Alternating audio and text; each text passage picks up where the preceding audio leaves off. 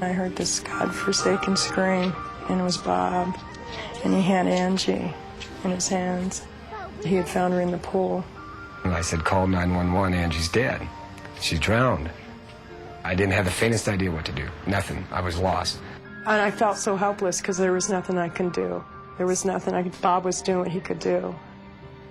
And I was really scared, real scared. I laid her down on the ground, on her back, and I tried to breathe in her mouth. And water came out her nose and splashed me in the face. Once that water came out, I figured I'd try the breathing again. This time I bent her neck back a little bit, pinched her nose off, and I started breathing.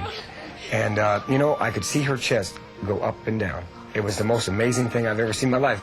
Then she started squirming a little bit. I put my ear down to her chest again, and there was the heartbeat. And the paramedics walked in the gate at that very moment. I always watched 911, but I didn't know I was watching this show and learning something at the same time. But I'm sure that gave me enough confidence I could do what I did. No question about it. That Bob gave her mouth to mouth made all the difference in Angie's life. I have a lot to be thankful for. We're a family again.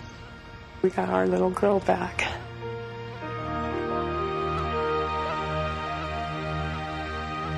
The action taken by people who happen to be at the scene of an emergency can make the critical difference whether or not a victim lives long enough to get to medical care. On the afternoon of September 24th, 1991, 17-year-old Stephen Boland was at his parents' home in Fairfax, South Carolina, when his friend Ricky Grubbs made an unexpected visit that would change their lives forever.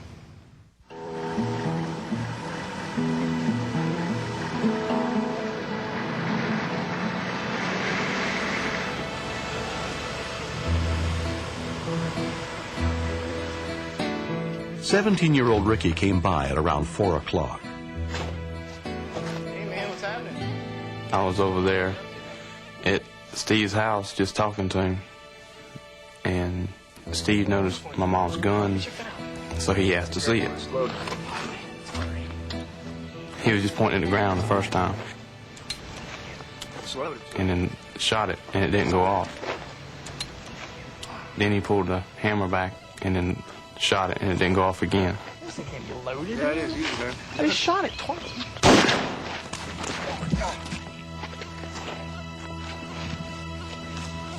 Stephen's 19-year-old brother Michael was inside the house when Ricky ran and told him about the shooting. Hurry up, come on outside. I didn't know whether to believe him or not. He said, it's not a joke, it's not a joke. Stephen shot himself. God, man, what happened, man? There's so much blood on the ground. I thought he was dead then. I remember seeing on Rescue 911 put pressure on the wound, stop the bleeding. He knew exactly what to do. Mike told me to put pressure where the hole was, where the bullet went in, which I did. While Ricky applied pressure to the wound, Michael ran to get his mother, Billy Joe, and call for help. You gotta go tell him I stopped the bleeding, but you gotta go! He said, Mama, I've stopped the bleeding. And the urgency in his voice, then I knew that it was something bad.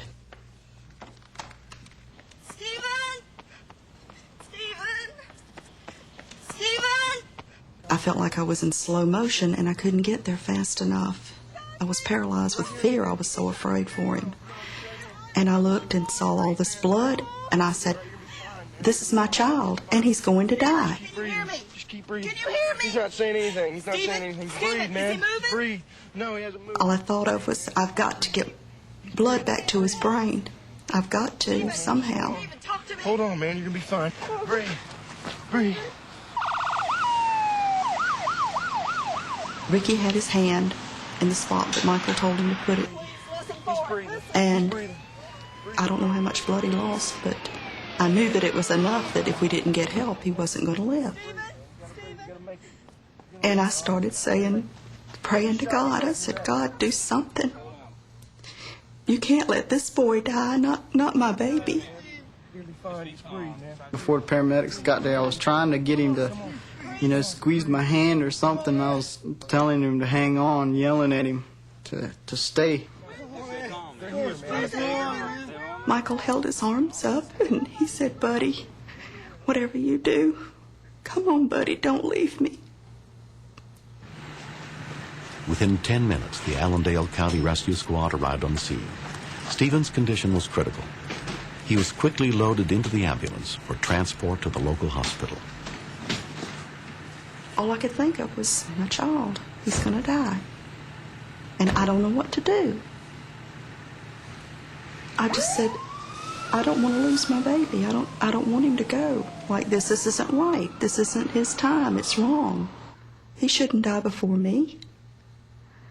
You know, nobody should lose their child.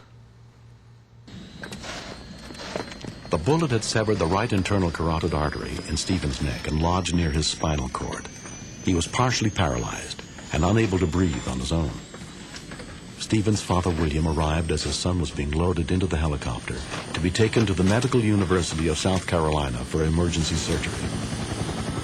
From that point, and the ride from Fairfax to Charleston, I was hopeful, but I was afraid. I didn't think that I was going to see my son alive.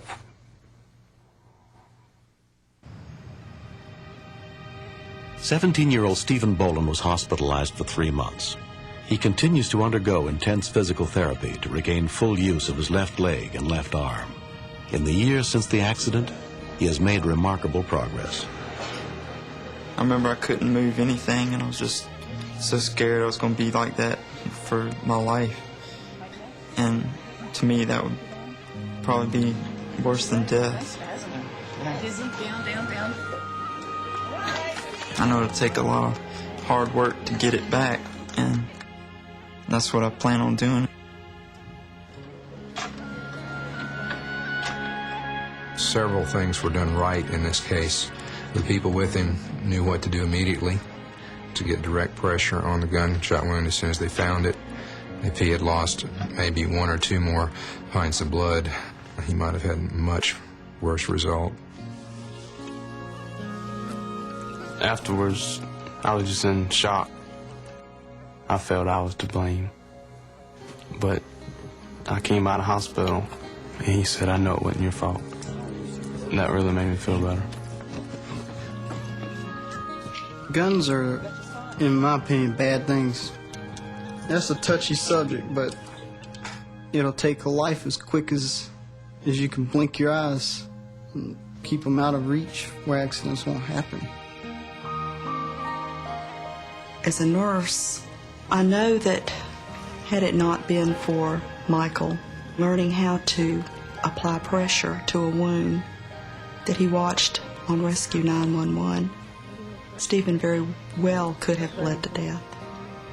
That was a very, very important part, one of which we will always be grateful for.